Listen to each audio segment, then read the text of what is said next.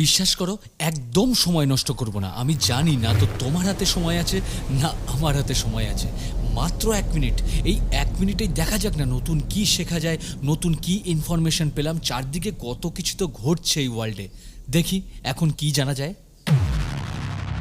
Alarm ক্লকের ব্যবহার তো আমাদের সবার জানা। ইভেন এখন তো আমরা স্মার্টফোনের সেট রিমাইন্ডার করে রাখি। এছাড়া ঘুম থেকে ওঠার জন্য ট্র্যাডিশনাল অ্যালার্ম সেটিং সে তো অবশ্যই আছে। কিন্তু অ্যালার্ম হিউম্যান, এক্স্যাক্টলি যা ভাবছো ঠিক তাই। এটা অবশ্য আজকের ঘটনা নয়, সেই তখন যখন ব্রিটেনে ইন্ডাস্ট্রিয়াল রেভলিউশন চলছে সে সময় শ্রমিকদের সঠিক সময় ঘুম থেকে ওঠা আর সঠিক সময় কাজে পৌঁছানোর জন্যে ঠিক সময় একটা অ্যালার্মের প্রয়োজন ছিল। সেই পরিমাণ অ্যালার্ম ক্লক ব্রিটেনে অনুপস্থিত থাকায় একটা নতুন সংখ্যক মানুষকে এই কাজে নিয়োগ করা হয়, যাদেরকে বলা হতো অ্যালার্ম হিউম্যান, এবং জবটাকে বলা হতো আর নকার্স আপার্স জব। এরা কি করতেন?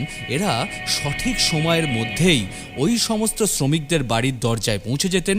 একটা উডেন স্টিক দিয়ে 2 থেকে 4 বার নক করতেন দরজায়, তারপর নিজের অ্যাড্রেসে চলে যেতেন। বেশিক্ষণ দাঁড়াতেন না, এবং ওই আওয়াজে ওই সময়ের মধ্যেই শ্রমিকরা উঠে পড়তেন এবং নিজের কাজে পৌঁছে যেতেন। এই ছিল অ্যালার্ম হিউম্যান জব, যাকে কিনা বলা হতো আর নকার আপার্স জব।